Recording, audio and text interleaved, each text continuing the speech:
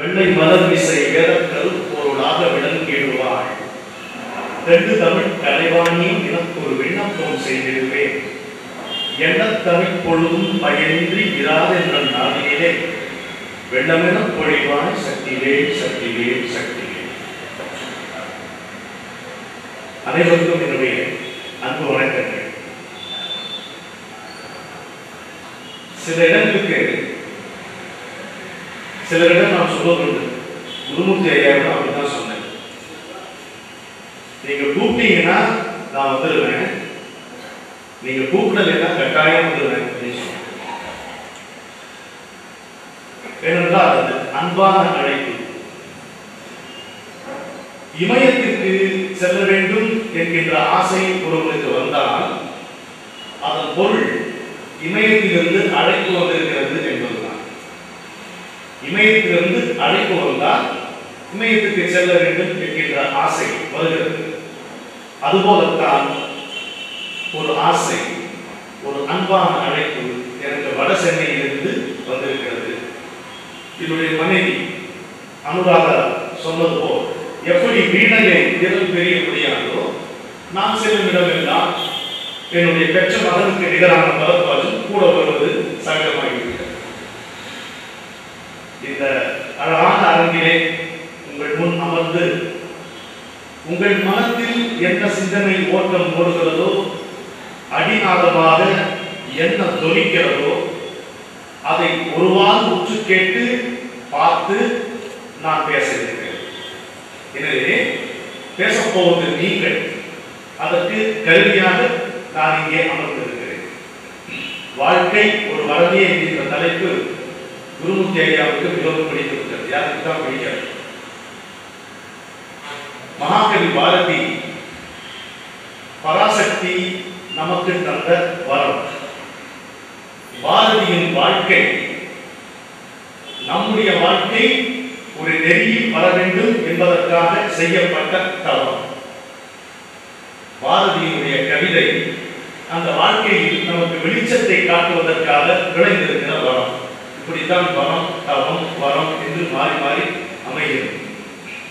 ஒரே ஒரு வாய்ப்பு வாழ்க்கை, ஒரே ஒரு வீடு உலகம். சரியா?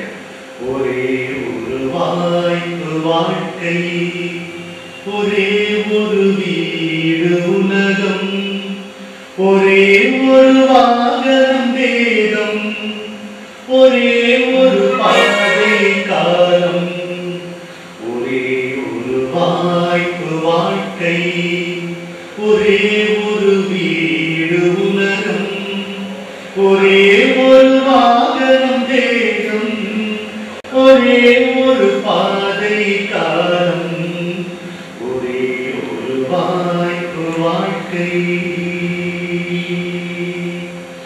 ஒரே கடல் பொங்கும் மனது, ஒரே படகு அதுதான் அன்பு. ஒரே கடல் பொங்கும் மனது, ஒரே படகு அதுதான் அன்பு. ஒரே சுமை அதுதான் கர்வம், ஒரே கதி இறைவன் பாதம். ஒரே ஒரு புல்லின் நுனியில், ஒரே ஒரு பனித்துளி மின்னும். ஒரே ஒரு புல்லின் நுனியில், ஒரே ஒரு பனித்துளி மின்னும். ஒரே ஒரு பனியின் துளியில், ஒரே கதி தன்முகம் காட்டும். ஒரே ஒரு வாய்ப்பு வாழ்க்கை. அதே அலை திரும்பி வருமா, அதே முகில் விரும்பி விழுமா. அதே அலை திரும்பி வருமா, அதே முகில் விரும்பி விழுமா. இதே கணம் இதுதான் தருணம், இதில்தான் நம் கடல் தீரும். ஒரே ஒரு பயணம் போக, ஒரே ஒரு பாதை போதும். ஒரே ஒரு பயணம் போக, ஒரே ஒரு பாதை போதும். ஒரே ஒரு பாதை போக ஒரே ஒரு பாடம் போதும், ஒரே ஒரு வாய்ப்பு வாழ்க்கை. சரியா?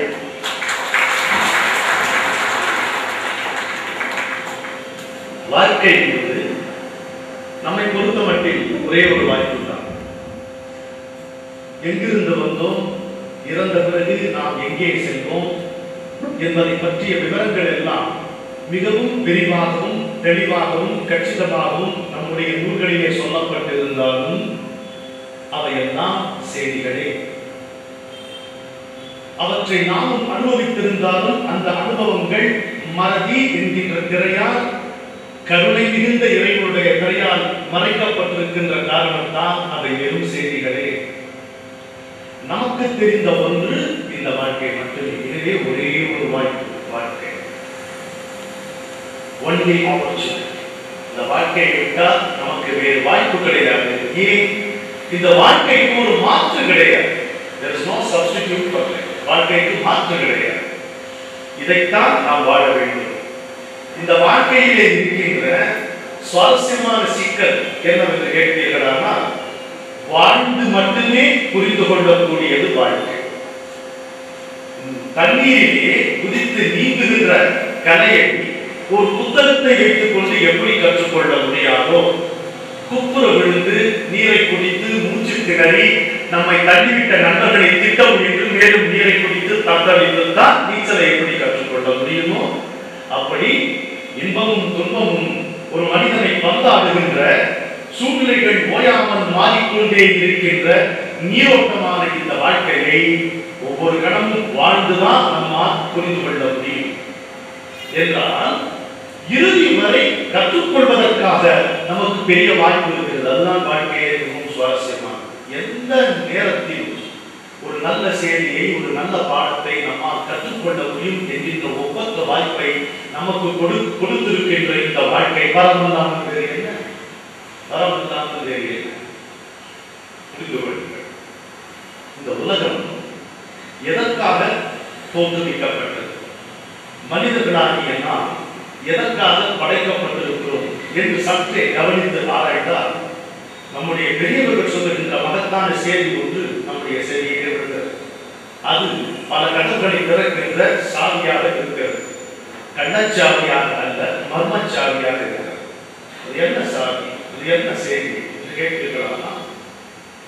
இந்த உலகம், நாம் வாழ்கின்ற இந்த உலகம் என்பது படைக்கப்படுவதற்கு முன்பே, நாம் வாழ்கின்ற இந்த உலகம் என்பது படைக்கப்படுவதற்கு முன்பே பல பல ஆன்மாக்கள் பல்வேறு பரிணாம நிலையிலே இங்கே தேவங்கள் பெறுவதற்காக காத்திருந்தன என்பது நம்முடைய பெரியோர்கள் எழுதி வைத்திருக்கின்றனர்.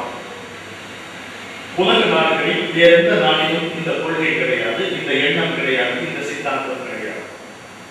இந்த உலகம் என்பது படைக்கப்படுவதற்கு முன்பே பல்வேறு பரிணாம நிலையில் கணக்கற்ற ஆன்மாக்கள் இங்கே தேகங்கள் பெறுவதற்காக வெட்ட வெளியிலே காத்திருந்தன என்பதுதான் செய்தி. அதுதான் நம்முடைய வாழ்க்கை என்கின்ற கதையின் ஆரம்பம். உலகம் தோன்றாமல், மனித பிறப்பு என்று ஒன்று இல்லாமல், தேவங்கள் என்கின்ற ஒரு வசதி ஏற்படாமல் அந்த ஆன்மாக்கள் இங்கே வருவதற்கோ வாழ்க்கையை பெறுவதற்கோ அதன் மூலம் தங்களுடைய பரிமாண நிலையை வளர்த்துக் கொண்டு இறுதி பேரான இறுதி நிலையான வீடு பேரு என்பதை அடைவதற்கோ வாய்ப்பில்லை. எனவே வாழ்க்கை இதோட நிச்சயம் போய்தான் வாழ்க்கை எதனால் ஒரு பலம் என்றால், ஒரு உயிர் அல்லது ஆன்மா, உயிர் வேறு ஆன்மா வேறு. ஆன்மா பிரிந்த பிறகும் உயிர் சில நேரம் தங்கி இருக்கக்கூடிய விசித்திரம் இந்த உடம்பிலே நிகழும். வீணையினை தனி விரல்கள் விட்ட போதும் பெருகி வந்த சுதி அடக்க நேரமாகும். அது மாதிரி ஆன்மா உடம்பினை விட்டு சென்ற பிறகும் கூட உயிர் இதிலே தொக்கி கொஞ்ச நேரம் தொக்கி இருக்கக்கூடிய விசித்திரம் இங்கே நடந்து கொண்டுதான் இருக்கிறது. இந்த உலகில் ஆன்மா என்பது உடம்பெடுத்து பிறந்து இதுவரை தான் அனுபவித்திருந்த இன்ப துன்பங்கள் இதுவரை தான் செய்த நல்வினை தீவினை அதன் விளைவாக விளைந்த விதியினுடைய தாக்கம் இதிலிருந்து தன்னை விடுவித்துக் கொள்வதற்கான ஒரே வாய்ப்பு இந்த வாழ்க்கை என்கின்ற வாய்ப்பு, ஒரே தளம் என்ற உலகம் என்கின்ற ஒரு தளம், ஒரே வாகனம் இந்த தேகம் என்கின்ற வாகனம். எனவே வாழ்க்கை ஒரு வாகனம். அப்படி நிலவுகின்ற இந்த வாழ்க்கையை படைப்பை இதனாலேயே அனுக்கிரகம் என்றார்கள். சிருஷ்டி என்பது அனுக்கிரகம் என்று பெரியவர்கள் சொல்வார்கள். Creation is grace. எதனால இதனால் எனவே இந்தியாவிலே இந்த பாரத நாட்டிலே நீங்கள் எத்தனையோ சித்தர்கள் பாடல்களிலே பார்த்திருப்பீர்கள், எத்தனையோ கவிஞர்களின் பாடல்களிலே கேட்டிருப்பீர்கள், எத்தனையோ எழுத்துக்களிலே நீங்கள் படித்திருப்பீர்கள். வாழ்க்கையை நொந்து கொள்வது, மாநில பிறப்பை நொந்து கொள்வது இதெல்லாம் இருந்தாலும் இதே நாட்டில் தான் அரிது அரிது மானிடராய் பிறத்தல் அரிது என்று அவர் பாட்டியுள்ளார். ஜந்து நாம் நர ஜென்ம துர்லபம் என்றார். கிடைப்பதிலேயே பெரிய பேரு மனிதனாய் பிறக்கின்ற பேரு என்கின்ற வாக்கியம் இந்த நாட்டில் தான் தோன்றியது. மனிதனாய் பிறப்பதுதான் கிடைக்கக்கூடிய பெரும் பேரு.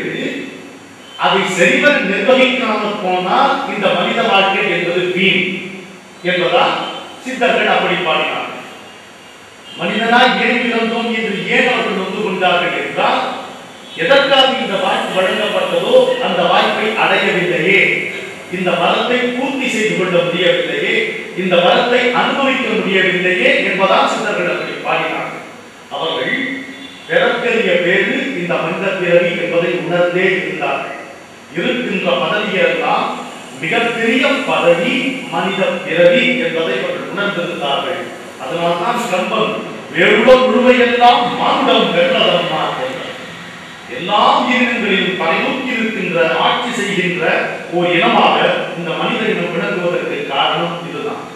மனம் வேறு யாருக்கும் கிடையாது, மனிதனுக்கு மட்டும்தான் உண்டு. மிகப்பெரிய வசதி, மிக கடினமான தடை இரண்டும் ஒரே போல் விளங்குகிறது மனம். மனம் இல்லாவிட்டால் மனிதன் இல்லை. மனிதனுக்கும் மாட்டுக்கும் என்ன வேறுபாடு? ஒரு மாட்டுக்கு தான் மாடு என்பது தெரியாது, பசுவுக்கு தெரியாது. நமக்கு நாம் மனிதன் என்று தெரிய வேண்டும்.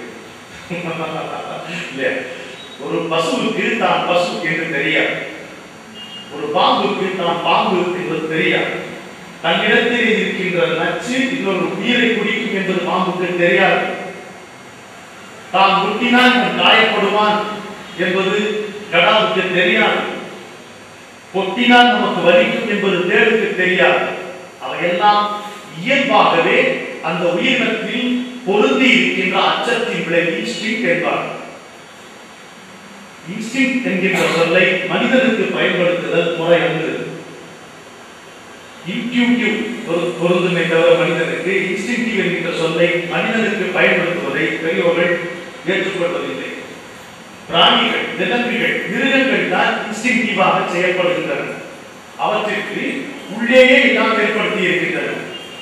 அச்சம், துரத்துதல், துரத்தினால் ஓடுதல், கடமை புரிதல், குட்டியை பாதுகாத்தல், ஒரு நிலைக்கு பிறகு அதை தள்ளிவிடுதல், இவை எல்லாமே மனம் இல்லாமல் நடக்கின்றன. மற்ற எல்லா உயிரினங்களுக்கும் மனிதனை தவிர. இதுதான் பெரிய வேறுபாடு.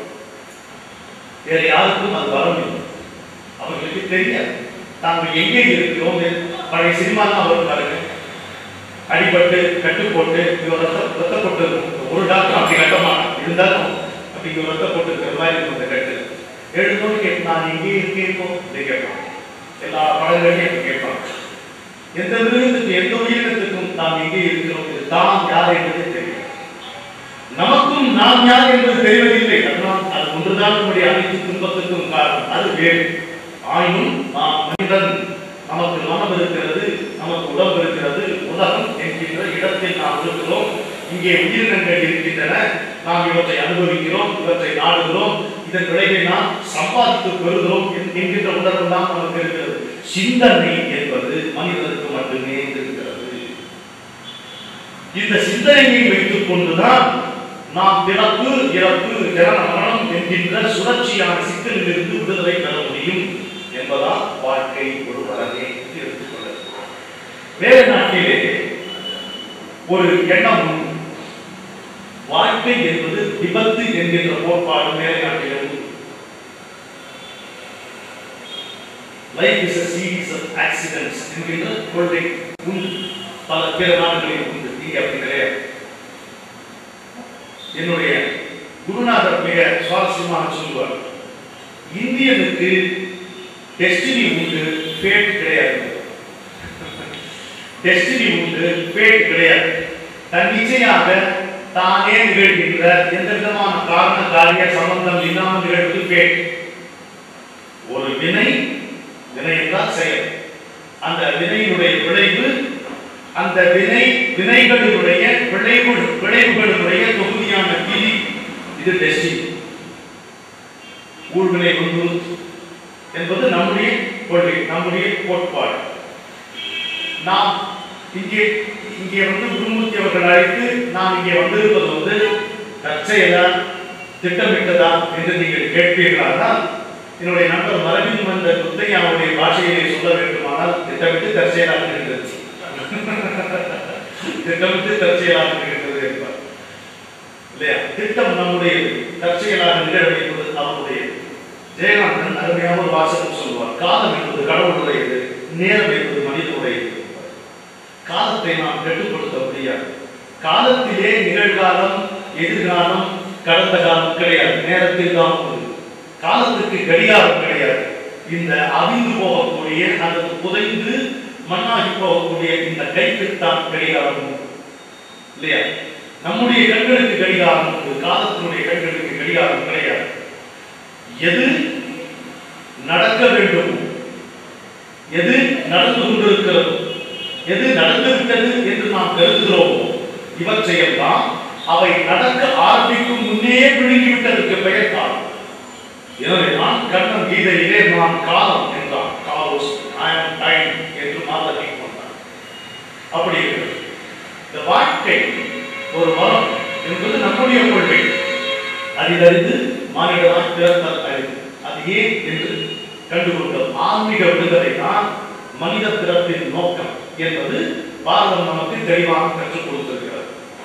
ரிக்வேதத்திலே ஒரு கோட்பாடு வருகிறது. மனிதனுடைய வாழ்க்கையை ஒரே வாக்கியத்தில் 2 பகுதிகளில் மிக துல்லியமாக விவரிக்கிறது. என்ன சொல்லுகிறது? தன்னை அறிந்து கொள்வது ஒரு மனிதனுடைய தலையாய பொறுப்பு. மண்புயிர்பால் செயற்பூர்வமான அக்கறை செலுத்துவது ஒவ்வொரு மனிதனின் கடமை. ஒரு பொறுப்பு, இன்னொரு கடமை. அழகா சொல்லுகிறது.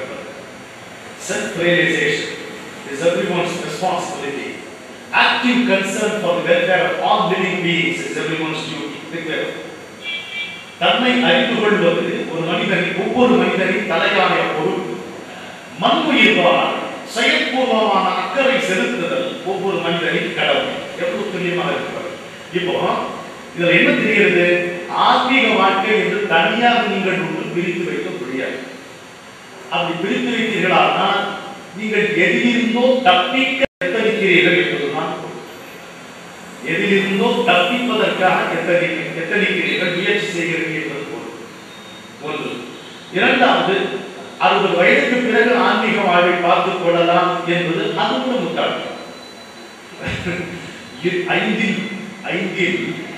வளையானது 50 வளையாது என்றார்கள் சிலர். 5 விளையானது 50 விளை. ரெண்டும் பொருத்தம். வாழ்க்கை பொருத்தம் மட்டும். 5 வளையலைன்னா 50 வளையாது, கூட போக்காது. 5 விளையலைன்னா 60 விளையாது. என்ன விளையலைன்னா விளையாது? தான் விடுதலை பெற வேண்டும் என்கின்ற ஆசை சிறிய வயதிலேயே தோன்றாவிட்டால், வேறு ஊன்றாவிட்டால் அது முதிய வயதிலே தோன்றி பயனில்லை. அது எப்படி இருக்கும் கேட்டீங்கன்னா, விரக்தியில் பிறக்காமல் பெருத்திலே பிறந்து அறிவுக்கு சொரிந்து கொள்ளும் அற்ப வேதாந்தமாக இல்லையா? சரி, விளையாடுறது சொல்லிட்டேன். விளையாடுறீங்கன்னா எடுத்து கொடுத்தீங்க. விளையாடுறது உடம்பை அதனுடைய இடத்தில் உட்கார்த்தி வைக்காமல் உள்ளத்தை அதனுடைய இடத்தில் உட்கார்த்தி வைக்க முடியாது. 5 வயது சிறு வயதில் இந்த உடம்பை அதற்குரிய இடத்தில் உட்கார்த்தி வைக்கப்படுகிறோம் என்றால், அப்படியே தொடர்ந்து நம்முடைய வாழ்க்கை புற வாழ்க்கையை நடத்தி கொண்டே வந்தோமானால் முதிய வயதில் கூட இந்த உள்ளத்தை சொன்ன இடத்திலே உட்கார்த்தி வைக்கக்கூடிய ஒரு சக்தி நமக்கு கிடைக்கும். யோக்கியதை தான் அந்த சக்தி, அருகதை தான் அந்த சக்தி, அது நமக்கு கிடைக்கும். அதான் வளையல் விளை. பார்த்தீங்களா, நான் சொன்னபடி நீங்க தானே எடுத்துக் கொள்கிறீங்க. விளையாடுது விளையாது, வளையாடுது வளையாது. சரியா? இப்போ அக வாழ்க்கை, புற வாழ்க்கை, உள் வெளி என்று இருப்பதாக பொதுவாக நம்பிக்கொண்டிருக்கிறோம். இதை நம்முடைய பெரியவர்கள் என்பதை ரெண்டு ஒன்றுதான். எப்படி உடம்பும் மனதும் ஒன்றை ஒன்று பின்னிக் கொண்டே இருக்கிறதோ, எப்படி பாரதியார் சொன்னார், மனம் போல் உடம்பு. மனசு என்ன சொல்லுதோ அதை கேட்கும். கேட்குமா கேட்காதா? ஒரு உதாரணம் சொல்றேன். இப்ப காலையில் எழுந்து, காலையில ரொம்ப பேர் பார்த்துட்டே கிடையாது. காலையில எழுதுன்னு முடியாது. படிக்கிற காலத்துல நல்லா படிக்கிற காலத்துல அர்த்தம் இல்லை. காலேஜில் இருக்கிற காலத்துல காலையில எழுந்து படிக்கணும் ஒரு ஆசை. அப்பா கிட்ட திருநெல்வேலி என்ன எப்ப எழுந்துட்டு போறேன், 4 மணிக்கு எழுந்துருப்போ 4 மணிக்கு எழுந்துருக்கணும் அப்படின்னு போயிடுவார். அவருக்கு தெரியும் அம்மா பையன் அந்த மாதிரி தப்பு தகவல் போக மாட்டான் அப்படின்னா வராது. அதெல்லாம் கரெக்டா எழுதுறோம். நான் அம்மா அலாரம் தான் அடிச்சிடும், ஒரு அலாரம் தான் அடிச்சிடுவான்னு சொல்லி இங்க ஒரு அலாரம் அங்க ஒரு அலாரம் தான் இருப்பாங்க. வச்சா அடிக்கும், இங்கேயும் அடிச்சுட்டு அங்கேயும் அடிச்சுட்டு எழுந்துக்க மாட்டோம். எழுந்துக்க மாட்டோம் ஒரு பெரிய விஷயம், எல்லாத்துக்கும் பெரிய விஷயம் தான். அலாரம் அடிப்பதற்கும் அதை அடக்கிவிட்டு மீண்டும் நாம் தூங்குவதற்கும் நடுவிலே மனம் ஒரு பட்டியலை போகும். என்ன பட்டியல் கேட்டீங்கன்னா, இப்ப எதுக்கு எழுந்துக்கணும் அப்படின்னு ஒரு கேட்க ஆரம்பிக்கும். இன்னும் நம்ம கேட்க ஆரம்பிப்போம், ஏன் இந்த இப்ப படிச்சதை செய்வோம். இந்த இந்த மாதிரி காலையில் எழுந்து படிச்ச ஒன்றுமே ஏறாதான் விட்டாள். எவனோ சொன்னா நீ மனசு சொல்லு, உடனே கேட்குவோம். படிக்க வேண்டியதுன்னா ராத்திரி படிச்சுட்டு உதவி அதை போட படிச்சோம்னா எதுவும் ஏறும். மனசு வரிசையா லிஸ்ட் போடுங்க, தட்டி ஜஸ்டிஃபை பண்ணி லிஸ்ட் போடுங்க. நம்ம அப்படியே சுத்தமா அதை கேட்டுட்டு படிச்சுட்டு இப்போ மனசு சொல்லுது, நம்ம கேட்கணும். ஆனா காரியம் கவனம் படிக்கணும்னு நினைச்சோமே அது மாதிரி பண்ண முடியாது, பலன் போகும். அதே காலை நேரம் நம்ம எழுதுவோம். எதுக்கு? ஒரு ரயில பிடிக்கணும், முக்கியமான ஒரு திருமணத்துக்கு, நண்பருடைய திருமணத்துக்கு போகணும், இல்ல ஒரு உல்லாச பயணம் போகும். எல்லாரையும் கூப்பிட்டு நாம ஹிமாலயாஸுக்கு போறோம், ட்ரெயின் பிடிக்கணும். ஜாக்கேஸ்வர் போறோம், நம்ம ஹிமாலயாஸுக்கு ட்ரெயின் பிடிக்கணும். காலையில எழுதணும். யாராவது ட்ரெயின் மிஸ் பண்றாங்க, யாராவது ஃபிளைட் மிஸ் பண்றாங்க. இதுவோ தூக்கம் கண்டனா தூக்கம் கண்டல இருந்தாலும் நேரத்துக்கு வந்துடுறாங்க. அதே மனசு, அதே காலை அப்பயே எழுதுக்க முடியல, இப்பயே எழுதுக்க முடியுது. ஒரு முரண்பாடு பாருங்க. 5ல வளையானது 50ல வளையும். ஏன்? இன்னொன்று கேட்கும். படிக்கும் பொழுது பரீட்சைக்காக படிக்கிறோம். எவ்வளவு கஷ்டப்பட்டு படித்தாலும் மனசுல பதிய மாட்டேன். படிப்புங்கிறது சலிப்பார். என்னடா கல்வி? பாரதியார் சலிச்சுப்பார். மடமை கல்வியால் மண்ணும் பயனில்லை. எவ்வளவு நொந்து போயிருக்காரு. அப்பா ஸ்கூல்ல சேர்த்துட்டாரு. மடமை கல்வியால் மண்ணும் பயனில்லை. என் மனைவி படிக்கும்போது சொல்லி எப்பவும் நம்பிக்கையோடு பேசுவாரு பாரதியார். சோர்வாக பேச மாட்டார். ஒரு இடத்துல ரொம்ப சோர்வா பேசியிருக்காரு சுயசரிதை. ஏன் பிறந்தவன் இத்துயர் நாட்டிலே, இந்த துன்பமான நாட்டை நான் ஏன் பிறந்தேன் கேட்கிறாரு. ஏன் அப்படி கேட்கிறாரு கேட்டீங்கன்னா, அவங்க அப்பா ஒரு ஸ்கூலுக்கு வச்சு கணக்கு பண்ணி சொன்னாங்க. கணக்கு பீரியட்ல ஒரு உட்காந்து வச்சாரு. அன்னைக்கு எழுதுறாரு, ஏன் பிறந்தவன் இத்துயர் நாட்டிலே. அதே பாரதியார், இந்த உதாரணம் நல்லா, அதே பாரதியார் தமிழ் படிக்கிறார். எப்படி தமிழ் படிக்கிறாரு? தமிழ் படிச்சா அவங்க அப்பா அழிப்பார். அந்த காலத்தில் தமிழ் படிப்பது என்பது தாழ்வாக கருதப்பட்ட காலம். உங்களுக்கு புரியுமோ புரியாதோ, 17ஆம் நூற்றாண்டுல ஆங்கிலேயர்கள் தங்களுடைய ஆங்கில கல்வி திட்டத்தை புகுத்தி நம்முடைய பழைய கல்வி முறையை ஒரேடியாக முறியடித்து நம்முடைய பண்பாட்டை நம்மிடமிருந்து விலக்க வேண்டும் என்கின்ற சதிகளை வெற்றி பெற்ற காலம். அவங்க பள்ளிகளை நிறுவி இருக்கிறார்கள், நம்முடைய பள்ளிகளை தொடர்ந்து நடத்துகிறார்கள். அதிலே தமிழாசிரியர்களும் இருக்கிறார்கள். இந்த தமிழாசிரியர்களுக்கு எங்க தெரியுமா வச்சாங்க? வரிசை கிரமத்துல தமிழாசிரியர் எங்க தெரியுமா வச்சாங்க? பள்ளிக்கூடத்துக்கு மணி அடிக்கிறார் பாருங்க, மணி அடிக்கிறவனுக்கு கீழே வச்சாங்க. இந்த கொடுத்து எங்க கேட்டுருக்கீங்களா? பள்ளிக்கூடத்துக்கு மணி அடிக்கிற பியூன் இருப்பாங்க, சிப்பந்தி இருப்பாங்க, அவனுக்கு கீழே வச்சு அவனுக்கு குறைவா சம்பளத்தை கொடுத்தான். அந்த காலகட்டத்துல பாரதியார் மறைஞ்சு மறைஞ்சு மறைஞ்சு படிப்பார். எங்க எட்டயபுரம் கோயில் மண்டபத்துல அந்த வாகனங்கள் இருக்கும் பாருங்க, கருட வாகனம், சிம்ம வாகனம், அதுக்கு பின்னாடி ஒளிஞ்சிட்டு படிப்பாராம். சிம்ம வாகனத்தடியில் திருக்குறளை படித்தாராம், கருட வாகனத்தடியில் கம்பனை அவர் படித்தார்ட்டு இளைஞராசன் வில்லுப்பாட்டு எழுதுவார். அப்படி படிச்சார். ஏன் பிறந்தவன் இத்துயர் நாட்டிலே மடமை கல்வியால் மண்ணும் பயிரிடை நாடு.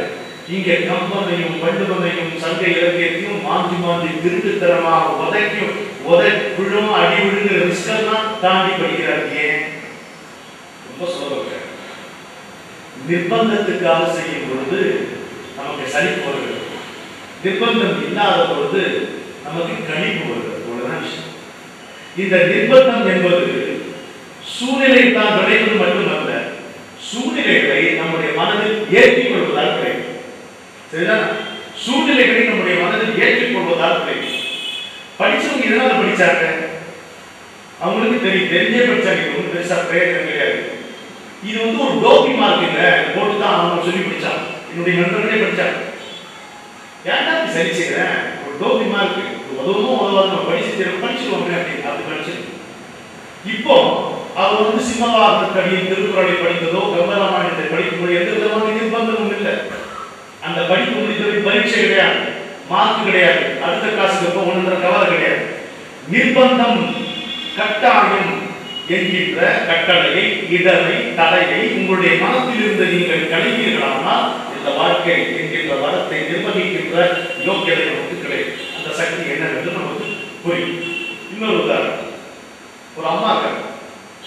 இந்த திருநாட்டிலே, நம்முடைய தாய்நாட்டிலே பெண்கள் தான் பிறக்கும் போதே தாயாகவே பிறக்கிறார். அபூர்வமான ஒரு அனுபவம். இந்த நாட்டில் உங்களதான் கேட்கிறேன், இந்த நாட்டில் இல்லை இந்த வீட்டில் எங்கேயாவது ஒரு அம்மா வந்து தன்னுடைய குழந்தைக்கு சாப்பாடு போடுறதுக்கு சலிச்சுவாங்க? நீங்க சொல்லுங்க, சலிச்சுவாங்களா? தன்னுடைய குழந்தை வந்து காய்ச்சல் அடிபட்டு கிடக்குன்னு ஜலம் வந்துருச்சு, அது முடிஞ்சு கொஞ்சம் கொஞ்சமா தேவை வரும்போது அம்மா ராத்திரி அம்மா பசிக்குதுமா அப்படின்னு சொல்லும்போது பதறி எழுது, ஐயோ கண்ணா பசியா கண்ணா அப்படி ஏதோ கஞ்சி வச்சு கொடுக்குறாரு. டக்குனு அடுத்த ராத்திரி நீங்க எழுப்புறது திட்டுற தாய் எங்கேயாவது இந்த பாரத நாட்டில் உண்டா? கிடையாது. சரி, அப்படி வந்து அடுத்த ராத்திரியில ஒரு குழந்தை பசின்னு அழுத உடனடியே பதறி எழுந்துட்டு போய் தோந்து கண்டா கண்ணா 2 நிமிஷத்துக்கு கொடுத்துட்றேன் ஒரு கஞ்சியை காட்சி கொண்டு கொடுக்குறாங்க. அந்த தாய்க்கு பெருமானம் ஏதாவது உண்டா? பாராட்டு சான்றிதழ் உண்டா? பொன்னாடை போக்குவது உண்டா? சன்மானம் உண்டா? ஒன்று கிடையாது. அதை எதிர்பார்த்தால் செய்கிறார்.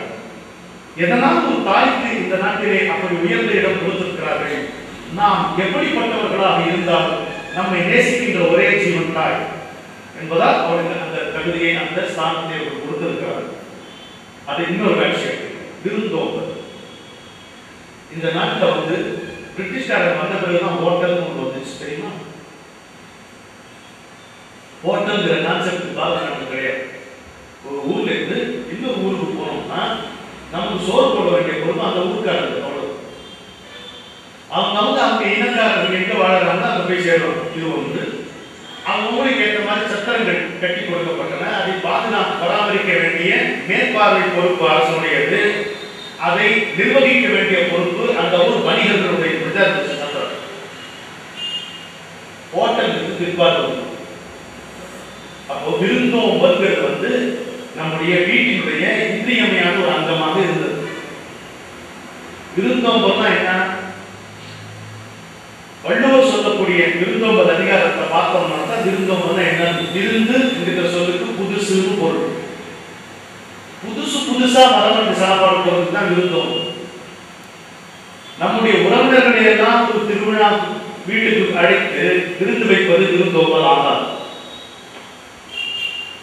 நம்முடைய நண்பர்களை எல்லாம் கூட்டிக் கொண்டு ஒரு இடத்துல போய் விருந்து வைப்பது விருந்தோம்பல் ஆகாது. Hospitality is not socializing. Hospitality is not partying. Hospitality is not going to picnics. முன்பின் தெரியாத ஒருவன் நம்முடைய வீட்டு வாயிலே நிற்பானால் கடவுளே வந்தது போல் கருதி அவனுக்கு வேண்டியவற்றை மலர்ந்த முகத்தோடு இனிய மனத்தோடு படைப்பதுதான் விருந்தோம்பல் என்று வள்ளுவர் நமக்கு காட்டுகிறார். இது பாரத நாடு முழுக்க தொடங்கி வந்த ஒரு கோட்பாடு, ஒரு கொள்கை, ஒரு வழிமுறை. அப்யாதகி விஷ்ணு அப்படிங்கிறார். உன்னுடைய வாயிலே நின்றிருக்கின்ற அந்த அந்நியன் சாட்சா திருமாலே என்று அறிந்துகள். எத்தனை பேர் நாட்டில் செஞ்சிருக்காங்க, இதை செய்து கொண்டு வருகிறார். பெரும்பாலும் இதை செய்து வருபவர்கள் யார் பார்த்தீங்கன்னா பணக்காரர்கள் அல்ல, செல்வந்தர்கள் அல்ல, நடுத்தர வர்க்கத்திற்கும் கீழே இருக்கின்ற மக்கள் விருந்தோம்பலிலே சிறந்து விளங்குகிறார்கள். இந்த நாட்டிலே அதற்கு நான் சாட்சி. 30 முறை இமாலயத்தின் பல பகுதிகளில் சென்று வந்த நான் நேரடியாக அனுபவித்திருப்பது என்னவென்றால், எழுத படிக்க கூட தெரியாத ஏழை மக்கள், பள்ளிக்கூடத்தின் வாசலை கூட குதிக்காத ஏழை மக்கள் இந்த கடவுளே கண்டு வியக்கும் வண்ணம் விருந்தோம்பல் செய்கிறார்கள் என்பதுதான் நாங்கள் படித்தவர்கள் மத்தியிலே பார்க்க முடியாது. வலிந்து கொஞ்சம் செயல் கேட்க நம் நிலை இருக்கும். எத்தனை மணிக்கு வருகிறீர்கள், எத்தனை பேர் வருகிறீர்கள், இந்த கேள்வி எல்லாம் விருந்தோம்பல் செய்பவனுக்கு கிடையாது. ஒருத்தன் வந்தாதான் சாப்பாடு போட வேண்டியது கடன், அவ்வளவு தீர்ந்து போச்சு. அதை செய்தால் உனக்கு என்ன கிடைக்கும் என்பது அந்த புத்தர் வந்து அதை மாற்றி கொடுத்தார். புண்ணிய காரியம் செய்வதால் பலன் பெறுதல் என்கின்ற நினைப்பை அகற்றியவர் புத்தர். புண்ணியம் என்பது புண்ணியம் செய்வதற்காகவே என்கின்ற கொள்கை அவர் காட்டினார். பழைய வேத கோட்பாடு தான். ஒரு வேண்டி தீயிலே ஆகுதியாக்கி விடும் பொழுது இது இந்திரனுடையது, எனதல்ல, இந்திராய நம, இந்திராய இடம் நம, இது என்னுடையதல்ல என்று சொல்லி ஆகுதி கொடுப்பது நம்முடைய பண்டைய பாரத வழக்கம். அப்படித்தான் இருக்குது. உனக்கு நான் கொடுக்கிறேன் என்றால் அது என்ன பொருள் சொல்லி, giver is the real receiver. எவன் கொடுக்கிறானோ உண்மையிலே பெறுபவன் அவன்தான் என்கின்ற கோட்பாடு. இப்போ இந்த தாய் குழந்தைக்கு ஜுரத்துல வந்து அர்த்தராத்திரியில உணவுகின்ற இந்த தாய் தன் வீட்டு வாசலிலே வந்து இருக்கின்ற விருந்தாளிக்கு அவன் வந்து முகம் மலர்ந்து உணவளிக்கின்ற, அவனுடைய தேவைகளை கவனிக்கின்ற எந்திரத்தான். இவர்கள் நமக்கு கற்றுக் கொடுக்கின்ற செய்தி என்ன? இவர்களுக்கு ஏதாவது பெருமானம் உண்டா, வருமானம் உண்டா, பாராட்டு உண்டா, நற்சான்றிதழ் உண்டா? இதுவும் கிடையாது. இதுதான் வாழ்க்கை என்கின்ற வரத்தை பராமரிக்கும் முறை. வரம் என்பது எப்பொழுது வருகிறது? நம்முடைய கருத்து என்ன? தவம் செய்யணும், தவம் செய்தால் அதன் பின் வருவது வரும். இதுதானே? இங்கே அப்படி இல்லை. முதலில் வழங்கப்படுகிறது வரம். வாழ்க்கை என்கின்ற வரம் நமக்கு வழங்கப்பட்டு விட்டது. நாம் வாழ்கின்ற முறை ஒரு தவம் போல இருந்தால் அந்த வரத்தை பெறக்கூடிய தகுதி நமக்கு கிடைக்கிறது. வாழ்க்கை என்கின்ற வரம் நமக்கு ஏற்கனவே கொடுக்கப்பட்டது. You receive the boon first. By leading your life as a penance, you deserve this boon. வாழ்க்கை என்பது நமக்கு முதலில் வழங்கப்பட்டு விட்ட, ஏற்கனவே வழங்கப்பட்டு விட்ட வரம். இந்த வரத்துக்கு உண்டான தகுதியை பெறுகின்ற முறையிலே நம்முடைய வாழ்க்கையே ஒரு தவமாக அமைய வேண்டும். வாழ்க்கை ஒரு வரவே. அது எப்படி பார்க்கிறோம்? மதியம்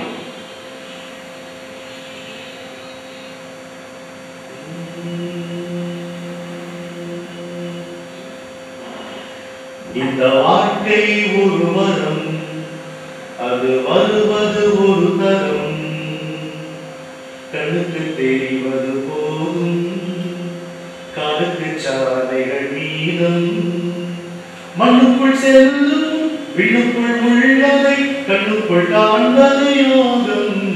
இந்த வாழ்க்கை ஒரு வரம், அது வருவது ஒரு தரம், கண்ணுக்கு தெரிவது போதும் காதுக்கு சாலைகள் மீதம், மண்ணுக்குள் செல்லும் விண்ணுக்குள் செல்லும் மண்ணுக்குள் உள்ளதை கண்ணுக்குள் காண்பது யோகம். இந்த வாழ்க்கை ஒரு வரும், அது வருவது ஒரு தரம். தொட தொட விரிவது வானம், நெஞ்சை தொட்டு தொட்டு பரவிடும் கானம். தவத்தில் விளைவது இல்லை, வரம் தர தர வளர்ந்திடும் இந்த. புரியுதா? தவத்தில் விளைவது இல்லை, வரம் தர தர வளர்ந்திடும் விந்தை. வாழ்க்கை என்பது வரம், நமக்கு கொடுக்கப்பட்ட வரம். நாம் மற்றவர்களுக்கு வழங்க வழங்க இந்த வரம் வளர்ந்து கொண்டே இருக்கும். தவத்தில் விளைவது இல்லை, வரம் தர தர வளர்ந்திடும் விந்தை. மழையின் உழைப்பு மண்ணின் தவம், மண்ணின் பசுமை மழைக்கு வரும். மழையின் உழைப்பு மண்ணின் தவம், மண்ணின் பசுமை மழைக்கு வரும். பிறர் வாழ நாம் வாழ்ந்தால் இந்த வாழ்வே தவமாகும். பிறர் வாழ நாம் வாழ்ந்தால் இந்த வாழ்வே தவமாகும். அந்த தவமே வரமாகும். இந்த வாழ்க்கை ஒரு வரும், அது வருவது ஒரு தரம். பட்டுவிட சுட்டுவிடும் நீ, அதில் பற்று வைக்காதவன் ஞானி. தொட்டுவிட தொட்டுவிட தொடரும், எதையும் தொடாமல் வாழ்பவன் யோகி. மொத்த ஞானி, மொத்த யோகி. யாரு ஞானி? உடம்புல பற்று வைக்காதவன் ஞானி. யார் யோகி? இதை விட்டு விட்டு அடிக்கலப்பவன் யோகி. பட்டுவிட சுட்டுவிடும் நீ, அதில் பற்று வைக்காதவன் ஞானி.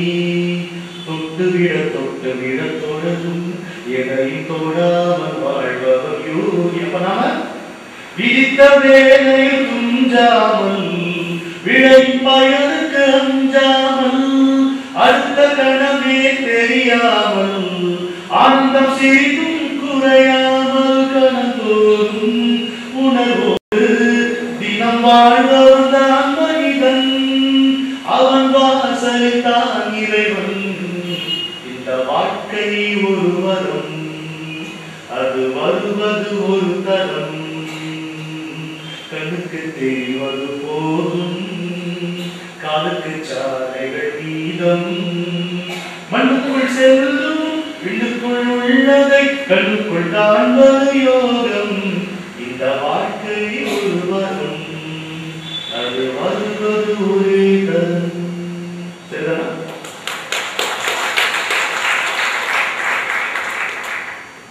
தவம் என்ன? வரம் என்ன? தன்னோடு இருத்தல் தவம், தானாய் இருத்தல் தவம், தவறை எரித்தல் தவம், தன்னுள் அமிழ்தல் தவம், தன்னை அறிதல் தவம். சொல்லிட்டே போறோம். பல வெண்பாயின் செடியா வருது நான் சொல்ல சொல்ல. தம்மோடு பாபு சார், தம்மோடு இருத்தல் தவம், தன்னை அறிதல் தவம், தன்னை உணர்தல் தவம், தவறை எரித்தல் தவம், தன்னாய் தகித்தல் தவம். சொல்லிட்டே போறோம் இல்லையா?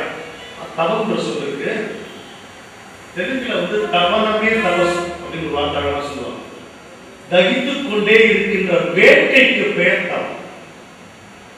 ஒன்றை அடைய வேண்டும் என்கின்ற வேட்கை, விடாமல் ஒரு நல்ல பொருளை அடைய வேண்டும், ஒரு நல்ல நிலையை அடைய வேண்டும் என்கின்ற வேட்கையில் விடாமுயற்சியோடு இருப்பது தவம். தவம் என்கின்ற சொல்லுக்கு பெனன்ஸ் என்கின்ற ஆங்கில வார்த்தை பொருத்தம் அல்ல. இரண்டு சொற்கள் தேவைப்படுகின்றன தவத்தை ஆங்கிலத்தில் விளக்குவதற்கு. தவம் என்கின்ற சொல்லுக்கு சரியான ஆங்கில மொழிபெயர்ப்பு ரிசல்ட்லெஸ் டைனமிசம். ரிசல்ட்லெஸ் டைனமிசம், விளைவேடும் இல்லாத விசைப்பு, அதுக்கு பெயர் தவம். எந்த அடிப்படையில்? ரொம்ப சுவாரஸ்யமான ஒரு கருத்து உங்ககிட்ட வாங்கி சொல்லிட்டு இருக்கேன். ஏன் அப்படி சொல்றேன் கேட்டீங்கன்னா, எத்தனையோ முனிவர்கள் பற்றி நாம கேள்விப்பட்டிருக்கிறோம். வசிஷ்ட முனி, விஸ்வாமித்திரர், எத்தனை மகரிஷிகள் வாழ்ந்த நாடு, இறைவனுக்கு இணையான ஆற்றல் பொருந்திய மகரிஷிகள் வாழ்ந்த நாடு. பாரத வீரன் வலிந்த நன்னாடு, மாமுனிவோர் பலர் வாழ்ந்த பொன்னாடு. அப்படியே சேர்த்தா பாட்டு சேர்த்து நாடகம் நடத்திட எங்கள் நாள். பாட்டு இல்லாம பாரதியார் எழுத முடியாது. பாட்டினை போல் ஆச்சரியம் பாரி இசை இல்லையா. ஆசை தரும் கோடி அதிசயங்கள் உண்டு, அதிலும் ஓசை தரும் இன்பம் உபமையிலா இன்பம். மியூசிக் அப்படி சொல்றான். மாரத வீரர் வலிந்த நாடு மாமுனியோ பலர் வாழ்வ பொன்னாடு நலந்திகள் நாடு நல்லறையாமையும் நாடும் நாடு. இந்த நாட்டில் எல்லாம் தவம் செய்துதான் பெற்றார். இவர்கள் பெற்ற பேர் எல்லாமே தவத்தின் விளைவால் அடைந்த பேரு தான். ஆனா தவம் என்னாச்சு? ஒருத்தர் தன்னை அறிய வேண்டும், நாம் யார் என்கின்ற உண்மையை தெரிந்து கொள்ள வேண்டும் என்ற ஆசையோடு வேட்கையோடு உட்கார்கிறார்.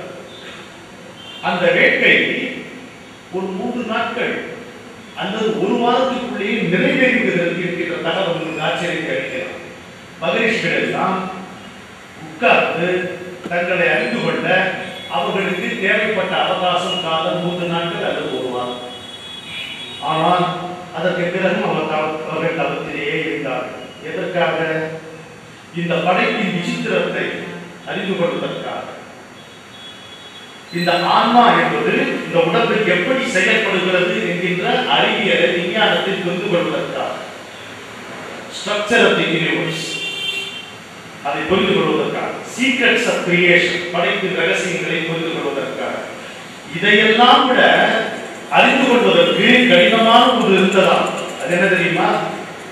உலக வாழ்க்கை எப்படி செயல்படுது, எப்படி நடக்குது, இதை புரிந்து கொள்வதற்காக ஒரு தவத்தை இருந்தார்கள். கேள்விப்பட்டிருக்கீங்களா?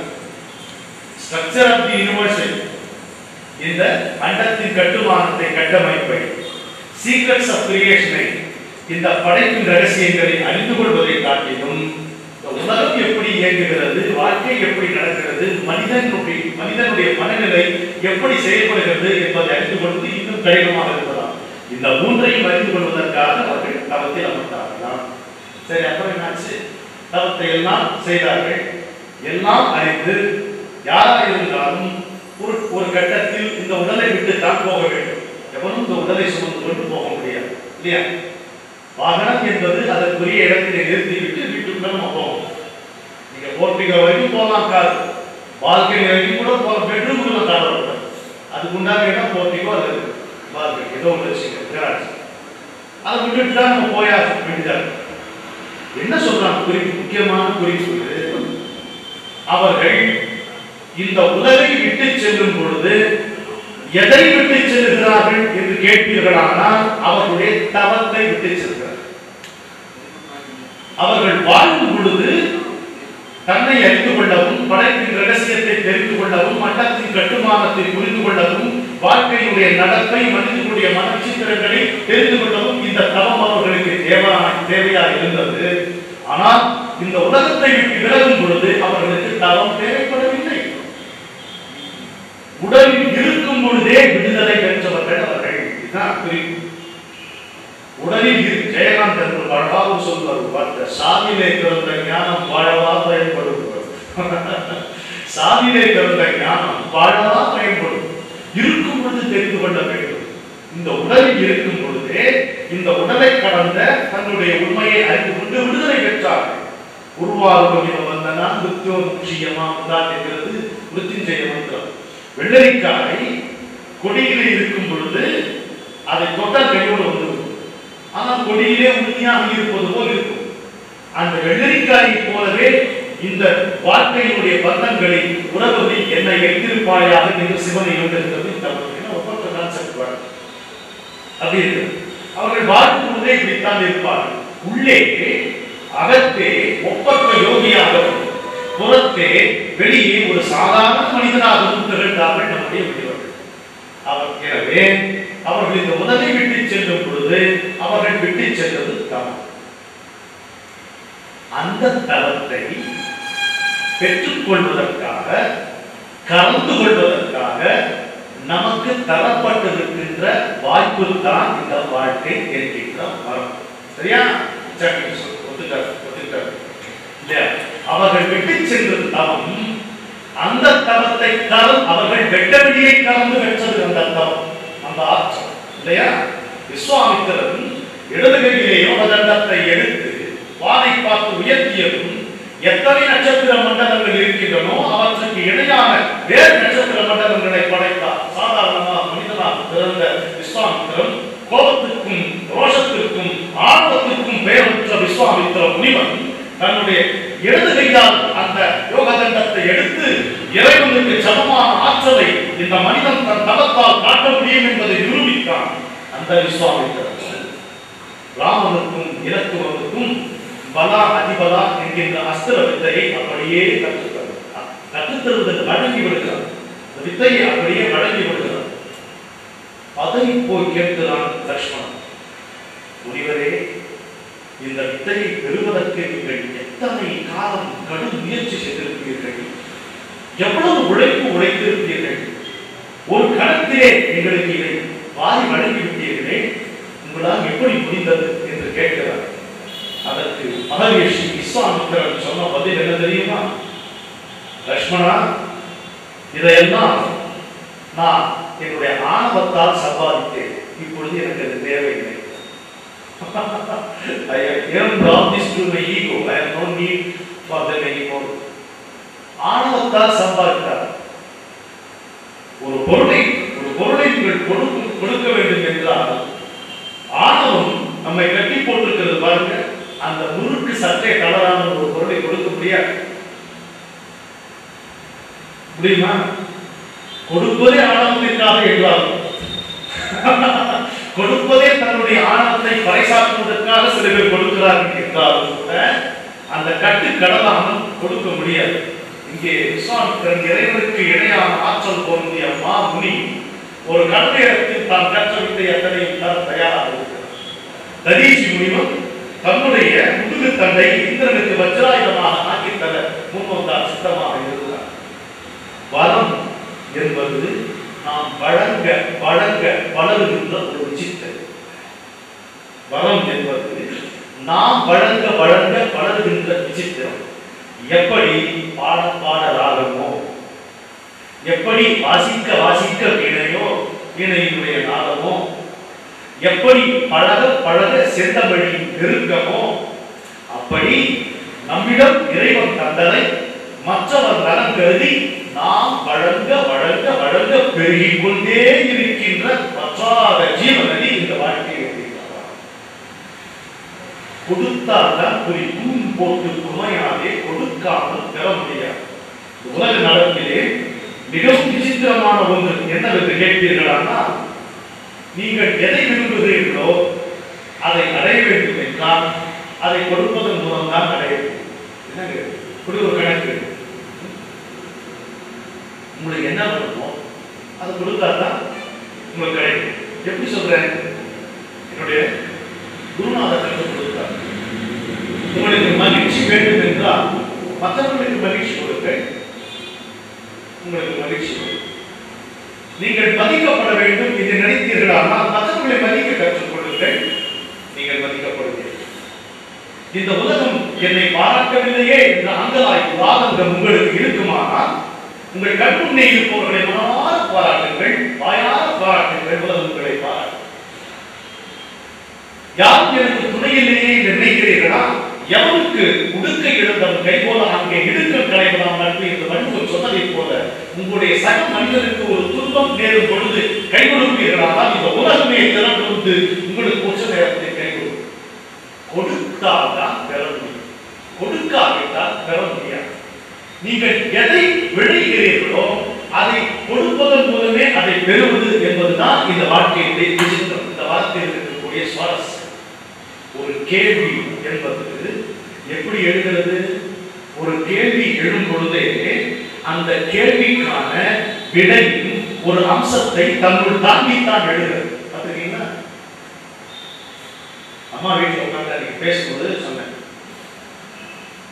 அவங்க பெரியம்மா வந்து யாரும் நீங்க தெரிஞ்சுக்கணும், தனக்கென்று ஒரு தனி பாணி வகுத்து எவனுடைய விமர்சனத்திற்கும் அசந்து போய்விடாமல் அயர்ந்து விடாமல் கொடிகட்டி பறந்த பத்மபூஷன் அமர் வீணை வித்வான் எஸ் பாலச்சந்தர் அவர்களின் மனைவியார் சாந்தம்மா அவர்கள் இங்கே வந்திருக்கிறார். மரியாதை கடவுளின் மூலமாக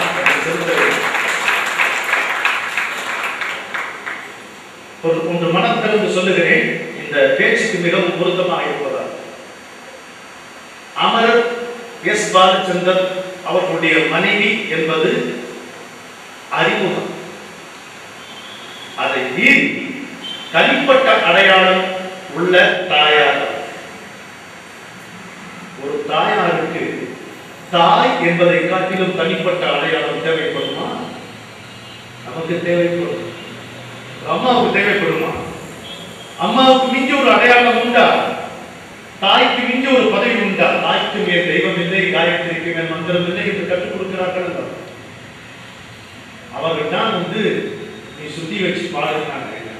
எனக்கு பாட்டே வர வரும் பாடு, எனக்கு சுத்தி சேராது. அதை எப்படி சொல்லுவேன்? எப்போ சேருமோ சேர்ந்துக்கும் போ பாடு. அந்த துணிச்சல் அந்த ஆசீர்வாதம் உட்காந்து அவங்க வீட்டில் போனா அவங்க தெரியும் விருந்தோம்பல்னா என்னன்னு இருப்பாங்க. யார் வேணாலும் அந்த வீட்டை கடந்து போகும்போது தயங்காம அந்த கேட்ட நடிகை உள்ள போவாங்க. எதற்காக குறிப்பிட்டு சொல்கிறேன்? அவர்களை புகழ்ந்து எனக்கு ஆக வேண்டிய ஒன்றும் இல்லை. எனக்கு கிடைக்க வேண்டிய காப்பியும் ரொட்டி கட்டாயம் கிடைச்சு குருதி. எதற்காக சொல்கிறேன்? குறிப்பிட்டு இந்த மாதிரி எத்தனையோ தாய்மார்கள் இருக்கிறீர்கள் இந்த நாட்டிலே.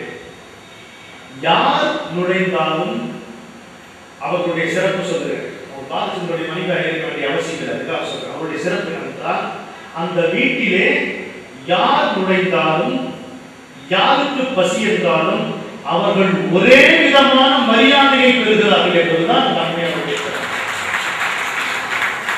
ஒரே விதமான அங்கே மரியாதை. அந்த மனிதனுக்கெல்லாம் அந்த பசித்தவனுக்கு சோறு என்பது ரிக்வேத வாக்கியம். Food is for the hungry. பசித்தவனுக்கு சோறு. அது இவர்கள் ரிக்வேத படிப்பதில்லை என்று தெரியும். இயல்பாக வருகிறது தாய். அதுதான் பாரத நாட்டு தாய் குணம். இதுதான் வாழ்க்கைங்கிற மரத்தை நிர்வகிக்கின்ற முறை. நீங்கள் கடவுளையும் வாழ்க்கையினுடைய புறச்செயல்களையும் பிரித்து வைக்கின்ற வரையில் ஆன்மீக குழப்பம் தான். நீங்கள் இது கடவுள் இல்லை, இங்கேதான் இருக்கிறான் என்று பகிர்ந்த முயற்சி செய்கின்ற வரையில் கடவுள் நமக்கு அகப்படுவதே இல்லை. வாக்கை சிறைகளை அம்மையார் அதற்கு விளக்கம் சொன்னாங்க. எங்கும் இறைவன் இருக்கிறான் என்கின்ற நம்பிக்கை இருப்பவன் தான் அவனை எங்கே வேண்டுமானாலும் காணக்கூடியவனாக இருப்பான். எப்பொருள் யார் யார் வாய்க்கேட்டிலும் அப்பொருள் மெய்ப்பொருள் காண்பது உலக இலக்கியத்தில் உண்டாகிய வார்த்தை. எப்பொருள் எத்தன்மை தாயினும் அப்பொருள் மெய்ப்பொருள் காண்பது அறிவு. பாபுக்கு ஒரு புதிய குரல் சொல்ற. சடையில் குடியிருக்கும் சாத்தம் தெருவில் கடையிலும் என்று அழைக்கும் தான். சாந்தம் அமைதி என்பது ஒரு யோகியுடைய சடையில் மட்டும்தான் இருக்குன்னு நினைக்காதீங்க. தெருக்கோடியில் இருக்கிற கடையில ஒரு சாமானியன், ஒரு சாதாரண பாமரன் சொல்லுகின்ற வார்த்தையும் ஞான சொற்கள் கிடைக்கும். பாரதியாரும் கோடை கிருஷ்ணமாச்சாரியாரும் பேசிட்டு இருக்காங்க. ஸ்வராஜ்யம் ஒரு மாதம் பரவாயில்லா, வெள்ளக்காரன் வெளியே போவானா போகமாட்டான பத்தி பேசிட்டு இருக்காங்க. கோடை கிருஷ்ணமாச்சாரியார் சொல்றாரு, என்னென்ன எங்களுக்கு கிடைக்கிற மாதிரி தெரியும். மால்கள்லாம் சரியான தூக்கத்தில் இருக்காங்க. உங்க தூக்கத்திலிருந்து எழுப்பது நம்மால் ஆகாது. உங்க பராசக்தி பெரிய அவதாரம் எடுத்தாதான் இப்ப தூக்கத்திலிருந்து எழுப்போம். நீங்க பேசிட்டு இருக்காரு. அப்படி இல்லடா, பாருங்க கிடைக்கிறது பாரதியார் கூட பேசிட்டு இருக்காரு. வீதியில 2 பேர் நடந்து போயிட்டு இருக்காங்க குளிக்கிறதுக்கு. ஊர்ல ஏரியில போய் குளிக்கிறதுக்காக 2 பேர் நடந்து போயிட்டு இருக்காங்க. அல்ல அவங்க கேட்கலாம், ஏதே இந்த சுராஜி சொல்றாங்க, அது வரும் நினைக்கிறீ யார் அது கட்டாயம் வரும் இல்ல. அன்னைக்கு முத்துமாரியம்மன் கோயில் போனோம் இல்ல, அங்க கூட சாமியாரி சொல்லிச்சு இல்ல, கட்டாயம் வரும். உடனே டேய் கண்ணா பாத்தியா பாத்தியா என்ன சொல்ற கேட்டியான்னு கேட்டேன்.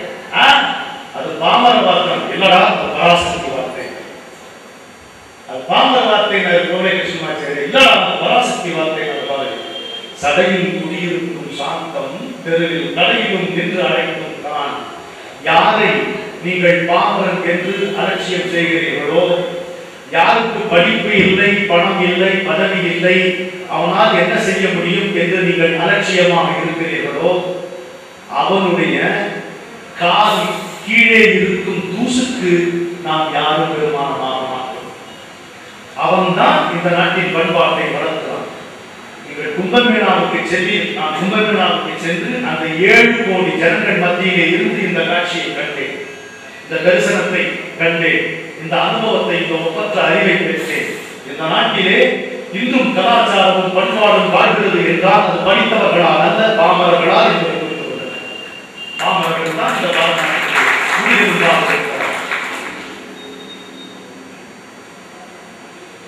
நான் இமயத்திலே தனிமையிலே இருந்த போது ஒரு பாமரனை காண்பது,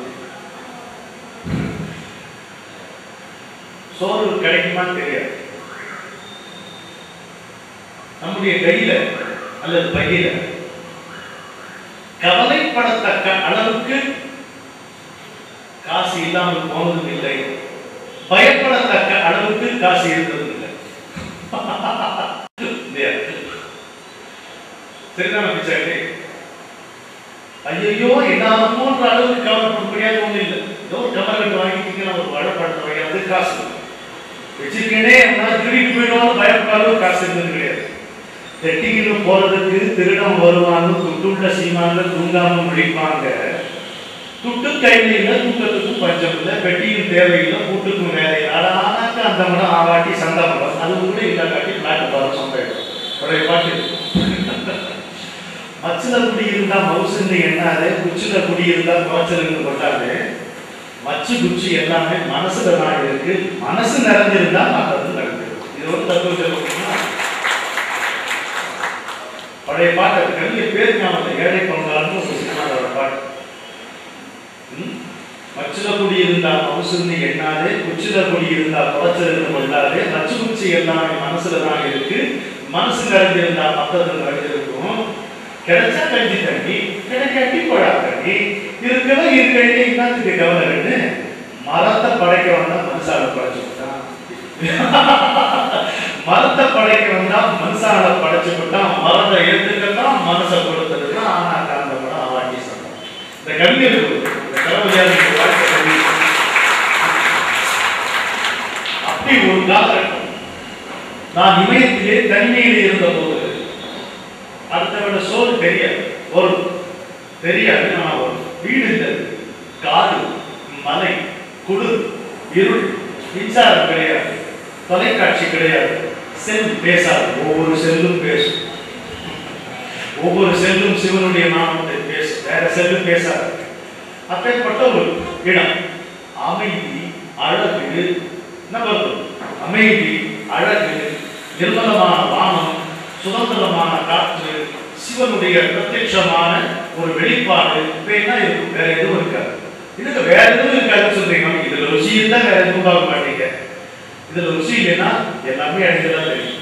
என்னுடைய நண்பர் ஒருவர் அவருக்கு கடவுள் நம்பிக்கை கிடையாது, ஆனா தாக்க மாட்டார், நாத்திக வாதம்லாம் பேச மாட்டார். அவர் இமாலய போயிட்டு வர அவர் வாட்டி பத்ரிநாத் அங்கெல்லாம் போயிட்டு வருவார்.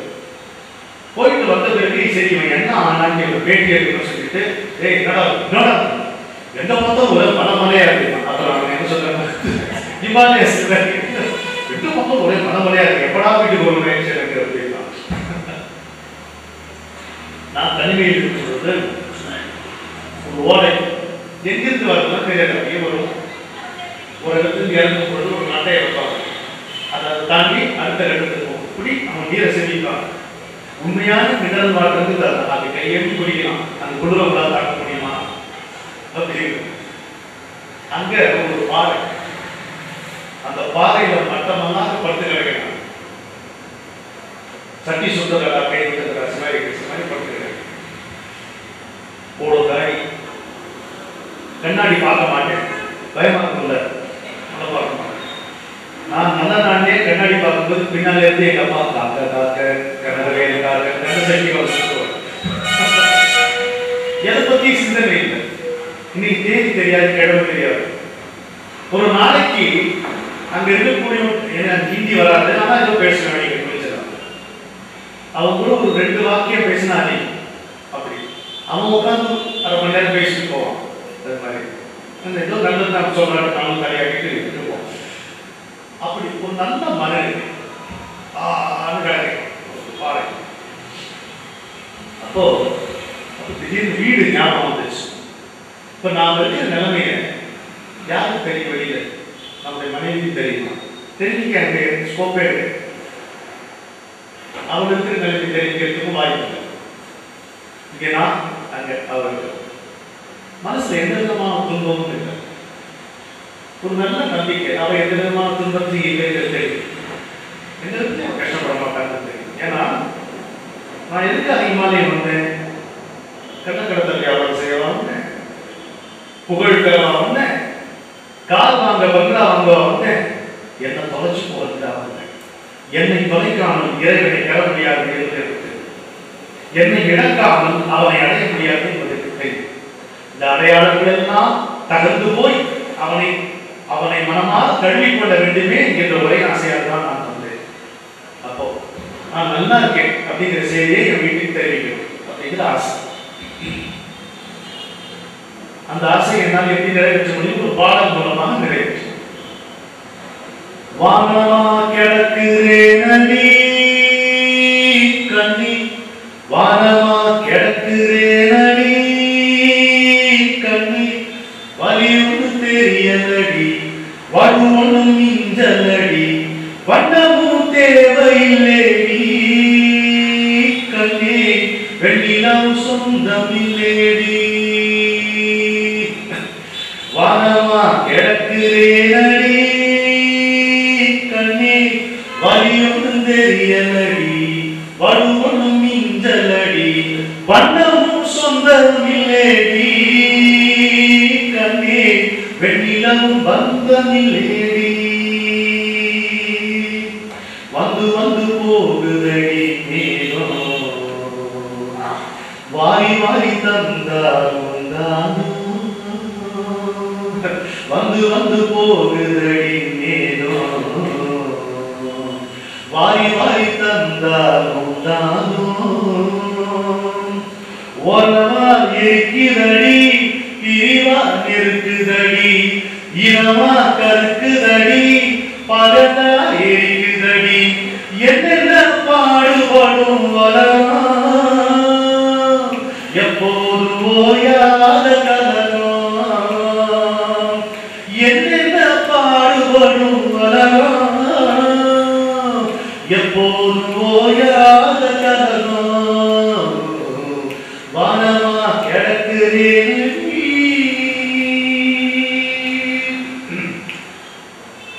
மொத்தத்துல இந்த வாழ்க்கை சோகம், அத முதுகுல சுமந்து கிட்டா வேணும். மொத்தத்துல இந்த வாழ்க்கை சோகம், அத முதுகுல சுமந்து கிட்டா வேணும். சத்தத்துல ஒதுங்கிக்கணும், சந்தடி பதுங்கிக்கணும், சத்தத்துல ஒதுங்கிக்கணும், சந்தடி பதுங்கிக்கணும், சந்தையில சங்கீதம் பாடணும், அதுக்கு சரியா தப்பு தாளம் போடணும். சந்தையில சங்கீதம் பாடணும், அதுக்கு சரியா தப்பு தாளம் போடணும். தப்பிச்சு உழைச்சுக்கிட்டேன் கண்ணே, தடுக்கி தெரிஞ்சுக்கிட்டேன், தனியா புரிஞ்சுக்கிட்டேன். நீ வந்தா பாரம் இல்லேடி, நீ இல்லாட்டி நெஞ்சிலே ஈரம் இல்லேடி. நீ வந்தா பாரம் இல்லேடி, நீ இல்லாட்டி நெஞ்சிலே ஈரம் இல்லேடி. சரியா? இந்த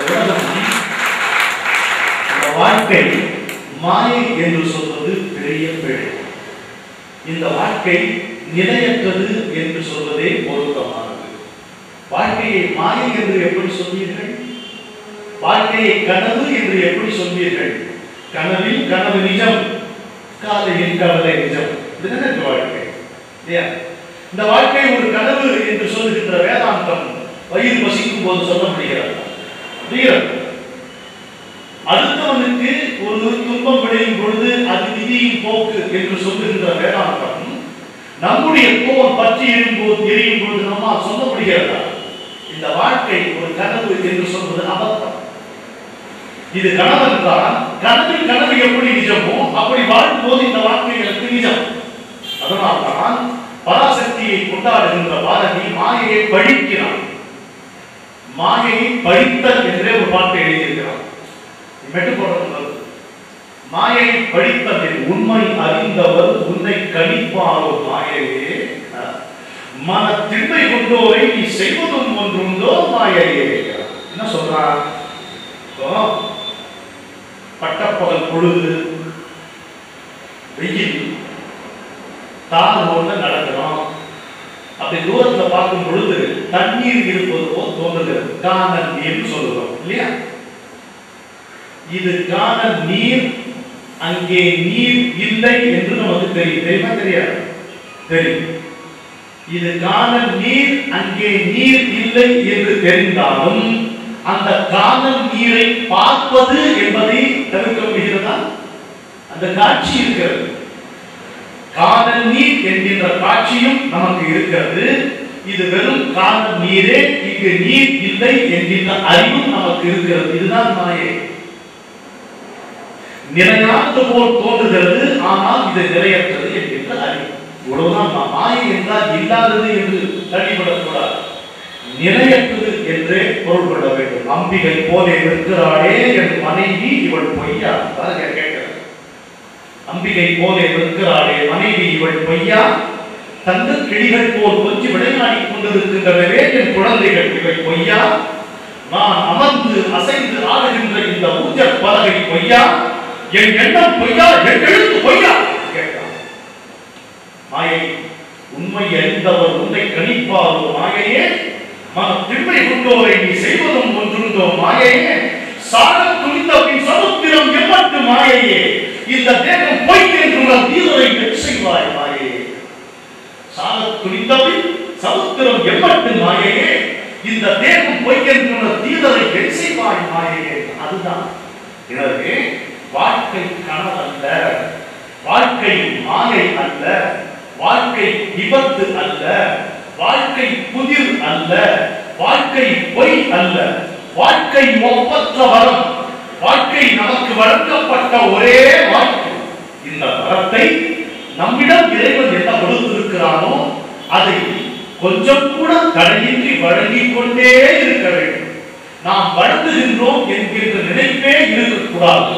தன் குழந்தைக்கு தான் உணவு வழங்குவதை ஒரு தியாகமாகவோ ஒரு செய்கையாகவோ எப்படி ஒரு தாய் கருத மாட்டாளோ, இந்த சமுதாயம் மேம்படுவதற்காக தன் வாழ்நாள் முழுவதும் ஒரு ஆராய்ச்சி கூடத்தில் விஞ்ஞானி எந்தவிதமான உத்தரவாதமும், வெற்றிக்கு எந்தவிதமான உத்தரவாதமும் இல்லாமல் தன்னுடைய நேரத்தையும் சிந்தனையையும் உடல் நலத்தையும் பொருளையும் செலவிடுகிறானே விஞ்ஞானி, அதுபோல எல்லையிலே எந்த நேரத்திலே தன்னுடைய உயிருக்கு ஊறு வரும் என்கின்ற அச்சம் இல்லாமல் நமக்குரிய நம் வீரர் தம் நல்லுடைய இன்னும் கொடிகளை காப்பார் என்று வாதி விளக்கம் விடுவானே, அந்த வீரர்கள் இன்று நின்று காவல் காத்துக் கொண்டிருப்பதால் தானே நாம் இங்கு சுதந்திரம் என்கின்ற காற்றை சுவாசித்துக் கொண்டிருக்கிறோம்.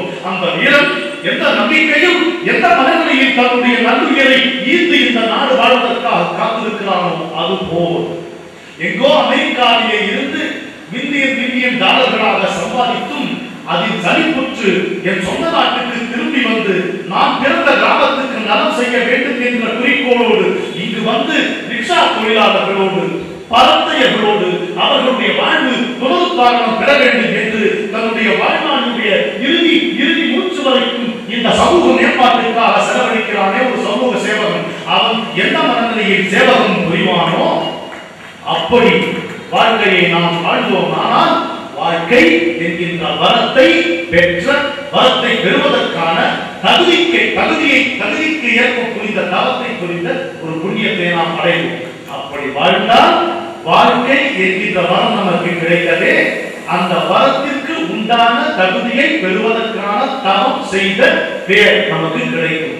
அப்படி நாம் விட்டு செல்லும் பொழுது நாம் வாழ்ந்த வாழ்க்கை ஒரு தவ நிலையமாக, அந்த தவ நிலையத்தின் கதவை தட்டுபவனுக்கு வரங்கள் மாரியை போல் அம்பு சரங்களை போல் பொழிகிற ஒரு பாக்கியமாக அமையும் என்று சொல்லி நேரம் கருதி என்ன சரி இன்னொரு விஷயம் அவருக்கு நிறைவு உண்டு, திருப்தி கிடையாது. என்னுடைய குருநாதர் சொல்வார், நம்ம ஆட்களுக்கு விசுவாசம் இருக்கு, நம்பிக்கை இருக்கு. அது மாதிரி அவருக்கு நிறைவு இருக்கு, திருப்தி. இறுதியாக ஒரு கருத்தோடு நிறுத்திக்கலாம். நீங்கள் வாழ்க்கையில யாரையெல்லாம் நாம் சாதனையாளர்களாக கருதுகிறோம் பாருங்கள். தயவு செய்து கடவுள், ஆன்மீகம், விஞ்ஞானம், சமூகம் பிரிக்கவே பிரிக்காது. பிரிச்சீங்கன்னா அதையும் இழப்பீர்கள், இதையும் இழப்பீர்கள். ஆன்மீகம் தனியா ஒன்று கிடையாது. ஏன்னா இந்த உலகம் பொருள்மயமானது. வேர்ல்ட் இஸ் மெட்டீரியல் இல்லையா? ஜட பொருள் தான் இந்த உலகம். இந்த வாழ்க்கை பொருள்மயமானது. இந்த உடம்பு என்பது ஒரு பொருள், இந்த மனம் என்பது ஒரு பொருள். ஏன் மனத்தில் எண்ணங்கள் தான் மனம். எண்ணம் இல்லாம மனம் ஏது? பாபுக்கு ஒரு குரல் சொல்லுவோம், எண்ணம் வந்தால் ஏது மனம், ஏறி அடக்க ஒரு திண்ணம் வந்தாருக்கு என்றும் தெரியும். சரியா? அந்த திண்ணம் இல்லை, எண்ணங்கள் தான் மனம். இந்த எண்ணங்களும் இந்த உலக பொருட்களின் மீதே உலாவிக் கொண்டிருக்கின்றபடியால் எண்ணங்களும் பொருளே. உலகம் பொருள், உடம்பு பொருள், மனம், எண்ணமாகிய மனம் பொருள். நாம் காண்கின்ற கனவு, உறக்கத்தில் வருகின்ற கனவு, அதுவும் பொருள், பொருள் தான். ஏன்? அந்த கனவு நம்முடைய அன்றாட வாழ்க்கையில் பொருள்மயமான உலகத்தோடு நாம் பொருந்தி கொண்ட தொடர்புகளின் விளைவால் வருகின்ற நிகழ்ச்சி அந்த கனவு. Dream is nothing but bubble in consciousness. அதுதான் அப்படி வருது. எனவே உலகம் பொருள், உடம்பு பொருள், மனம் பொருள், கனவும் பொருள். ஆனால் நாம் பொருள் அல்ல. இது எல்லாம் மெட்டீரியல், நம்ம மெட்டீரியல். இதுதான் ஆன்மீகம். இதை நீங்க எப்படி பிரிப்பீங்க? உங்களை இதிலிருந்து பிரிச்சு பார்க்க முடியுமா? அதுல இது தனியாக காண முடியுமா? அது முடியாது. அதனால்தான் பார்க்கும் மரங்கள் எல்லாம் நந்தலாலா, இந்த பச்சை நிறம் தோணுதலா நந்தலாலா.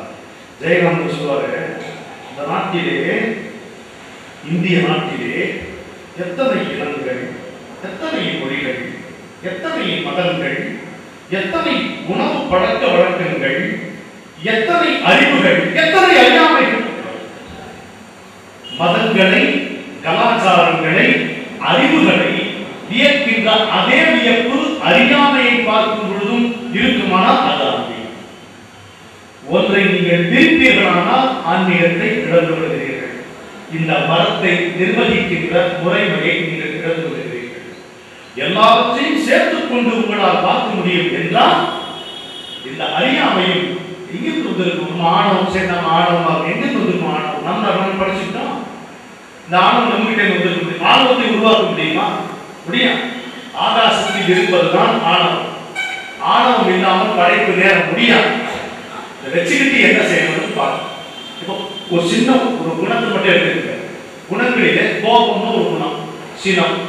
தன்னை தான் காக்கும் சினம் காக்க, காவாக்கா தன்னையே கொள்ளும் சினம் தான் வேண்டும். உன்னை காப்பாத்திக்கணும்னு ஆசை இருந்துச்சுன்னா கோவப்படாது. ஏன்னா உன்னுடைய கோபம் உன்னை கட்டாயம் கொள்ளும். அதுதான் வாஸ்தவம், இல்லை மறுத்து. ஆனா நம்ம பெரியவர்கள் நமக்கு சொல்லிக் கொடுத்த இந்த சினம் என்பது அதனளவில் தீங்கான ஒன்று அல்ல. நீ அதற்கு கொடுக்கக்கூடிய திசை, நீ அதை கொள்ளக்கூடிய நோக்கம், ரெண்டுதான் ஆட்டிடியூட் அண்ட் டைரக்ஷன். நீ கொள்ளக்கூடிய நோக்கம், நீ அதற்கு கொடுக்கக்கூடிய திசை, இதை வைத்துத்தான் எந்த நல்ல குணம் கூட மேன்மை அடைகிறது, எந்த தீய குணம் கூட ஒரு பதவியை பெறுகிறது. எனவே எல்லாவற்றையும் சேர்த்து பார்ப்பதுதான் ஆன்மீகம். எல்லாவற்றையும் சேர்த்து பார்க்கும் பொழுதுதான் இந்த வாழ்க்கை ஒரு வரமாக தெரிகிறது. அல்லாஹ் போனால் இந்த வாழ்க்கை ஒரு சுமையாக தெரியும். ஒரு மலரின் இதழில் ததுமிக் கொண்டிருக்கின்ற பனித்துளி அந்த மலருக்கு பாரமாக இருக்குமா? இருக்காது. தூங்காமல் அடம்பிடிக்கும் குழந்தையை மடியிலே சாய்த்துக் கொண்டிருக்கிறாளே தாய், ஆட்டிக்கிட்டே. எனக்கு 2 பசங்க, ஒரு 3 வருஷம் என் மணி ஆட்டிக்கிட்டே இருந்தார். அது வரமாக கருதுவார்களா? குழந்தையை வரமாக கருதுவார்களா? வலியாக கருதுவார்களா? குழந்தையை பேராக கருதுவார்களா? சாபமாக கருதுவார்களா? தாய்மார்கள், நீங்க தயவு செய்து வாழ்க்கை ஒரு வரம் என்பதற்கோ வாழ்க்கை என்பது ஆன்மீகமயமானது என்பதற்கோ உதாரணங்களை தத்துவ புத்தகங்களில் தேடாதீர்கள். பிரசங்கங்களிலே விளைய விரும்பாது. உங்க வீட்டில் பாருங்க, வீடு வந்தால் வாசலிலே காத்திருக்கும் சொர்க்கம். அது உங்கள் மனைவியாக இருக்கலாம், உங்கள் தாயாக இருக்கலாம், உங்கள் குழந்தையாக இருக்கலாம். வீட்டுக்கு திரும்பி வர வேண்டும் என்கின்ற சிந்தையை கொடுப்பது எது? அந்த வீட்டில் இருக்கக்கூடிய ஒரு சக்தி நிலையம் தான் மனைவி, குழந்தைகள், தாய், இந்த உறவுகள் தானே. இதில் நீங்கள் பார்க்க முடியாத ஆன்மீகத்தை நீங்கள் கோயில் சென்று பார்க்க முடியாது, தனிமையிலே சென்று பார்க்கவே முடியாது. இதை நன்றி சொல்லி மீண்டும் வருவேன் என்ற எச்சரிக்கையோடு வர விரும்புகிறவர்கள் நான் சொல்வேன், நம்ம வீட்டுக்கு வந்தீங்கன்னா நான் உங்களை கூட்டிட்டு போவேன். வாகன வசதிக்காக மாதிரி சிரமப்பட வேணாம். ஒன்று. இரண்டு, நான் எதிர்த்தோடு சொல்ல வரேன்னா, இன்னைக்கு தொலைக்காட்சியிலே நிறைய ஆன்மீக சொற்பொழிவுகள் நடைபெறுகிறது. கேட்பதை நம்ம கேட்கிறோம். ஆனாலும் மூலமாக ஐயா ஒரு குரலை சொன்னாங்க. வள்ளுவன் 1330 குரலை சொல்லியிருந்தான். எப்பொருள் யார் யார் வாய் கேட்பினும். இந்த குரல் வருதுங்க, அது எங்கிருந்து வருது? மூலப்பொருளிலிருந்து வருது. அப்போ அதை நம்ம வாங்க வேண்டிய இடத்துல கேட்டுட்டோம்னா, மேக்னெட்டிக் ஃபோர்ஸ் இருக்கிற இடத்துல கேட்டுட்டோம்னா அந்த பொருள் நம்மிடம் சிறப்பாயிடும்.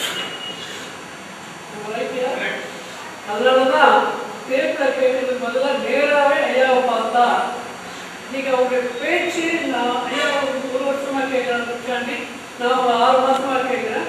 எங்குமே இந்த அளவுக்கு சக்தி வாய்ந்த, மகாசக்தி வாய்ந்த சொற்பொழிவாக அமைகிறது. அவர் முதல் ஒரு வார்த்தையை பயன்படுத்தினாருக்கு, உங்களுடைய உள்ளத்தை உள்வாங்கி, உங்களுடைய உள்ளத்தை உள்வாங்கி, நம்முடைய தேவைகளை அவர் உள்வாங்கி வெளிப்படுத்தி இருக்கிறார். டிமாண்ட்ஸ் எல்லாம் அவருக்கு நமக்கு இருக்காது. அந்த அளவுக்கு நீங்க இந்த அளவுக்கு நம்ம கிட்ட டிமாண்ட்ஸ் இருக்குன்னு அர்த்தம் என்று சொல்லி, நிச்சயமாக இதே மாதிரி மற்றவர்கள் நீங்க சொல்லணும். எனக்கு சத்தமாக கடவுள் கொடுத்துருக்கிறார். கூட்டத்தை அமைக்கிறதுக்கும் பொருளாதார ஒரு பிரச்சனையே இல்லை.